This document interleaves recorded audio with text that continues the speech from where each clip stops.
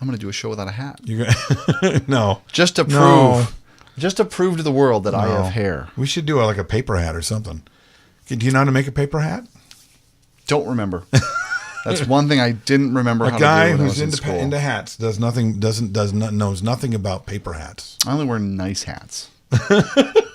I'm not into these disposable hats. Wait, hold on a second. Like Dick's Last Resort. You don't even call that a hat. That's just like paper wrapped around your head to Right. look like an idiot. And then they write you stuff on it. Like, you are good looking.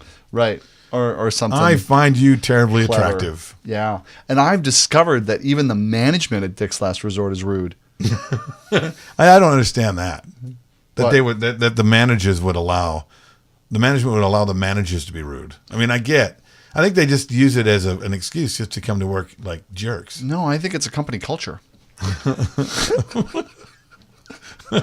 I do, I'm here for my paycheck. I don't care. Get out of here. but I don't know. And It's you're like- ugly and your mother dresses you funny. It's like if you want a good way to sell mediocre food, come up with a good gimmick. I went to Dick's Last Resort thinking, good gimmick, sounds like fun. Mm-hmm. You know, have a staff that doesn't treat you with respect and just messes with Like you, just the opposite. and picks on you and everything like that. But the food should be outstanding. Then it should be like, man, it was fun getting picked on by those people, and man, this burger is great. I know. Not the case. Not the case at all. Not the case. But I suppose maybe they want to elicit complaints so that they can do their best material.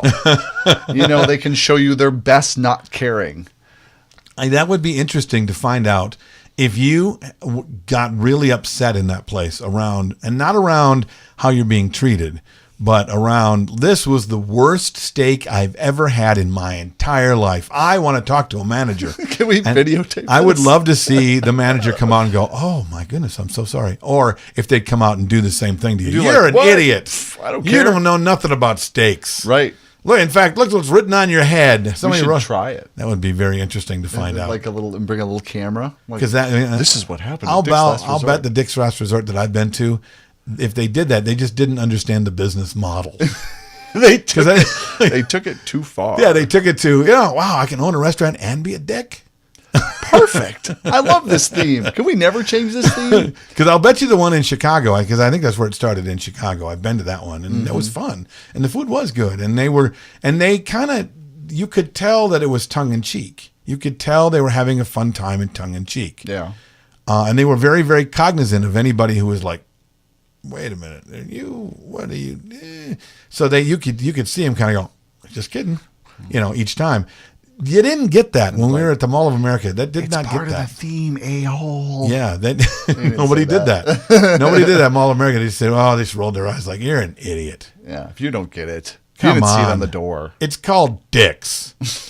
I mean, come on. Any place with the word Hey. "dick" in it, you should expect that. There are some fine drinking establishments in Wisconsin called Dick's. Really? That are very, very polite, happy places. Where you've been to Wisconsin restaurants called Dick's? Where? Cross the border. Like, get off the highway. Okay, what are you trying to get? You trying to like empty all 7 of the Wisconsin listeners that watch us? No, all our Wisconsins, they've gone onto the county roads and like found the double wide trailer houses that are called bars. But they're not all called Dick's. No, they're usually like Dick and Sue's or Dick and Jane or Dick and Barbara is what they usually are. Dick and Barbara are good people, so don't even mess with that. That's Hey, they're good all- American wholesome cheese people. They're all good people. It's where I learned how karaoke's supposed to be done. Yeah. It is. What song did you sing that night? I don't remember. But I'm Jason and that's Bill and this is the Bill and Jason Welcome. Show. It's great to have you along. But yeah, it was, I don't know if I told the story on the show or not, Yeah, but tell me. I went to Jim and Sue's. Okay. It was a double You wide. said it was Dick and Sue's. Well, this one stood out. They thought Big they'd try liar. something different. Okay. So anyway, they big double wide. I'm not making that up. It really was a double wide. Yeah, I know. I went in there. It was all Drinking plenty of those in cleared Upper out. Michigan. Yeah. Big horseshoe bar. Yeah. Okay, and they don't have like a karaoke machine on a stage. Instead, they had like jacks for the microphone all the way around the inside of the bar. And then everyone, when it was your turn to sing, because you got a turn, you Yeah. didn't sign up. You got a turn. If you're at the bar, you're singing. It was like karaoke time. So they started on that one end of the bar, and then they worked their way around and handed the mic to you. And they just told you what Sing! you're singing. Sing! You'd be like, no. They're like, sing. And like that's how you get scared. Like, I better sing. Yeah. And so then you'd sing whatever. They didn't care, and then they'd be like, oh, that was Well, wait a minute. like Was it crying. actual karaoke, or Yes.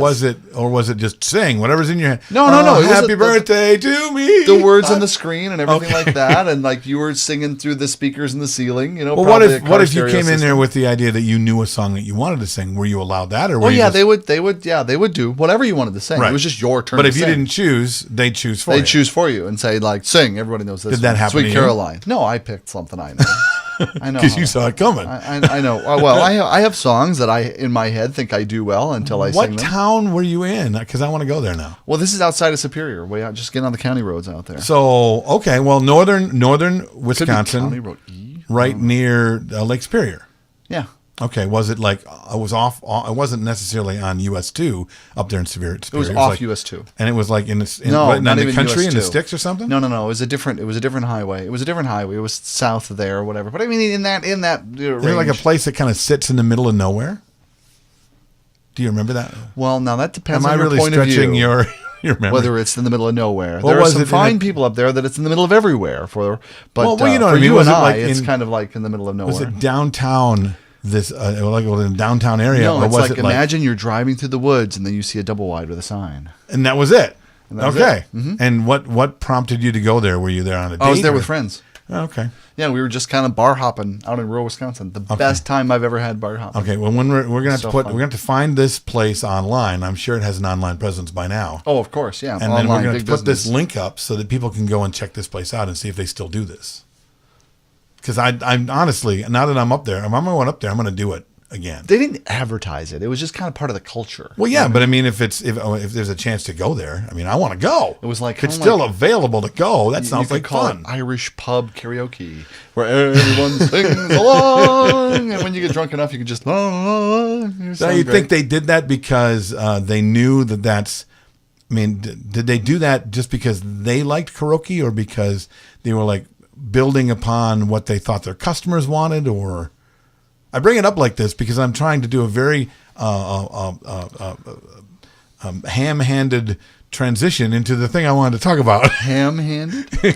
You get the big hams. I'm going to tell you exactly what I want to talk about. I saw this article in online, and the website was the Disney Institute. Oh, and the there is a Disney Disney Institute where you can go and study how to learn the marketing practices, the best practices of the Disney Corporation. And the article I found was very interesting in and around the fact that he was talking about perfecting the customer experience. In fact, I think that was called Perfecting the Customer Experience. It wasn't a very long article, but it was very interesting that they're still living in what Walt Disney himself created back in the 40s when he built his park. And it was mostly around the idea that you can come up with ideas all you want, and we can sit around and think this is what we're going to do, and we're going to go do it, and then we'll count the numbers and we'll have the bean counters figure out whether or not that was right or not. Figure it out afterwards. Right, or you can actually do it and then get in there with those customers as customers, watching that experience, asking questions about that experience. He was not good. He did not like sending out online forms back in the 40s. No, I mean, he didn't like sending out. I regular, didn't like sending them out back then either. but reviews. He didn't want to get reviews or things like that. He didn't all the stuff on paper. They still do all that stuff, but that's not really how he built it. He even spoke to this one. I want to read this. I want to read it verbatim because it was very interesting. In the book, and it's called Be Our Guest, is a great book. I've read this as well. And it was quoted to say, when it was suggested that an administrative building be erected for the management at Disneyland, Walt Disney said no. He vehemently opposed it. He said, quote, I don't want you guys sitting behind desks. I want you out in the park, watching what people are doing and finding out what you can or how you can make the place more enjoyable for them. And then he learned that some of his staff at lunch were going off property to their favorite places in California. And he got upset and he said, no more. Your job here is to stay here. Stand in line with the people. Don't go off the lot and eat like you guys have been doing. Eat at the park. Listen to these people. Ask questions. Be a part of it. I even read that he made his own personal apartment that sat in the park over the fire station that overlooked Town Square, which is when you come into Disneyland, into Disney World, that's the first thing you see is Town Square. So he wanted to be able to be up there and look down at the people as they walked in and see their first impression, because their first impression was the impression they were probably going to have for the entire day. And that he puts, if you've never been to Disneyland or Disney World, you can tell that the first impression in that small part in the beginning, in that Town Square, is there's a bustle of the most busy part of the park. Okay, there's always characters up there taking pictures. There's always all kinds of things going on. A little train that goes in there, and lots of things, and balloons and music, and there's a big experience in the first 50 yards of the park in the Town Square area. And he stood there in his apartment and watched that and took notes and made policy over the looks on people's faces as they arrived. And he wanted the same thing from his employees. So what he's teaching here is that all the other stuff that we do to figure out the customer experience is important. You know, you do need to go through all of the science and figure out the numbers, and the bean counters are important. But what's not important, what is most important, is to actually physically be a part of the experience with them and be unafraid to see it, ask questions, let people know that that's what you want to know, and don't make lists of the things that people say, this is great, this is awesome. No, you come back with a page full of things around things that people had a problem with. Every little thing, he said, got written down, and every day they make changes to those policies because of the notes that are still written today from the employees in the park.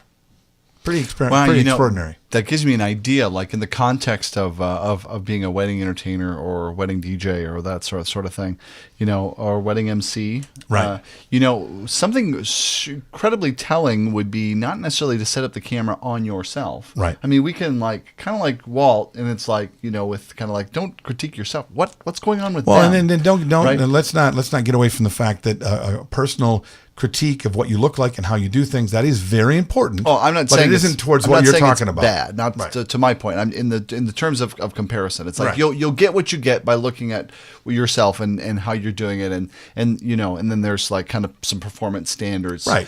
However, if you want to like wonder how is what I'm doing impacting the audience? Right. And how engaged are they, or are they just engaged in my head because I think I'm doing all the right things? Or I'm in my head around my performance and I'm not really paying that close attention anyway, which is really easy to do once you're performing. Setting up the camera on the audience and like videotaping them so you can hear what you're doing because you know what you do. Right. So you're hearing what's happening, but you're seeing them respond to it. What kind of faces are they making? How are they reacting? Are they paying attention? Are they paying attention? Are they like chattering about what's happening? Are they, you know, what's going on? Because this is them being very what they think is private about their reacting to it. Right. And actually they're being very public about what's happening on their faces and things like that, which could be really telling. It's very telling. You are creating an experience, and when we perform, if we are not cognizant of the people that we're creating the experience for, then we're really just experiencing it for ourselves and then saying, well, that must be how they feel about it because I was emotionally moved. They must have been emotionally moved. Right. Well, it's easy to go there, but it's really much more telling and a lot tougher to watch sometimes to, like you said, turn the camera around. It is very important to do that because I do it. I've done it before. And I also have my assistant that comes with me. Part of their job is to watch how what I do affects what happens in the room. Okay. What's even better though is to go there because the camera don't lie, baby. Right. And if you are telling a story or you're introducing people and there's a guy in there picking his teeth or there's a table who they're having their own conversation and they're looking kind of weird because all of a sudden I'm annoyed by this voice, you're not seeing that. Okay. You have to be really good at listening to the room and seeing every last face in a room full of anything over 50 people to really know that you can see that while it happens. So then now you have this. Now what you have to do is get past the ego of, oh my God, I so suck. And then find a way to be able to now give that audience, like Walt says, give the audience what they're looking for, the thing that'll draw them in. and still use your art form to do it. Yeah, well, and the easiest way to get over that is what we use in the entertainment experience is like, what in my performance is working and what isn't working. And in terms of how do you define working, well, you have an intended impact. Right. And if you don't have any intended impact, we'll start there. Right, we'll start there. Write down your intended impact. Figure out what impact are you intending to have with whatever it is that you're going to do. In other words, the why of what you're doing. Right. Now you know the why. Okay, so now is the why being communicated? Are they connecting and reacting in a way in which you had intended? Right. If they're not, well, then you can go back and retool. But you're actually working with things that aren't just like your assistant saying, "Good job, Bill. You did great." Yeah, and you start with, if I'm going to do an introduction for the room, start with deciding what that intended impact is going to be. What is your why? What do you want the audience to react to? And then if you really, really want to really test yourself, write that word at the top of every page of the script that you're going to write. So you see it, so that now you speak to that intended outcome. Exactly. And then have them watch to see if that's what happens. Because saying it to someone who's with you to be able to watch for it, and then writing it down to keep you honest, and then watching it afterwards will show you whether or not you're able to make that happen in your words and the way you're being and the scripting and all of that stuff. Totally. And this is like all day 2 of our workshop too. This is what we work on. Really, we screw people down on this. It's a concept you can't really get into your head until you're really faced with it. You start experiencing it, really working with it, and playing with it. Otherwise, it's just kind of like intellectually, like, oh, I understand that. Yeah, it's But really it's not easy to something you understand. can actually take in and apply and make it. The first time that you feel your ego being bruised by it, if in fact your ego is bruised by it, is the first time you really realize the impact of what you're having. Look at the impact that other performers have when you are in an audience, and how many times you do a lot of this. And oh my gosh, it's really a lot of that might be happening at your performances. Or you tune out or whatever. You know what I mean? Yeah, looking at your own experience is a really good way too. Yeah. It really is a good. I can't believe that. Gosh, it's like October, and like we're looking at the entertainment experience already coming up next month. Yeah, November workshop. 17th, 18th, 19th, Yeah. here in Twin Cities. And then January 5, 6, and 7 in London. It's just I can't believe how fast it's come up. It's really crazy. It's really terrific. There's still room. We still have some seats if you want to participate. Oh yes. In fact, TM Century TM Studios. Yeah, they made several Studios. $400 scholarships available for both the workshops. There are still a few left. Yeah. Right, exactly. You can save $400, and this probably is not going to happen more than once. And this is the only time during the year we do it here in the United States. So we want to be sure it's really available. And in that time of year, being able to travel to Minnesota. Did I mess up your camera? How did I do that? Yeah, you did. Pay attention to It's Jason. like Jason, an earthquake. Jason, what's going on? Stop it. I hit his camera. I told you if we would have just done a... Nothing like pulling the curtain back. Is this part of the Disney theme? You want to be a little got harder going on? there? What'd you do with your camera? Well, this looks like a good time to end. So, hey, thanks for watching the Bill and Jason Really? show. Absolutely. I'm glad we could spend this time together. I'll see you at the workshop. Come fly with us. And then if you want to talk to Jason or I, we're really easy to find online with Facebook and Twitter, and our telephone numbers are really simple to find. So call us, take advantage of it, and we'll see you next time on the Entertainment Experience. Bye. Broadcasting from high atop planet Earth at a rate of 96 kilobytes sampled per second over the interweb in an effort to stop glorifying being busy. This has been an Entertainment Experience production.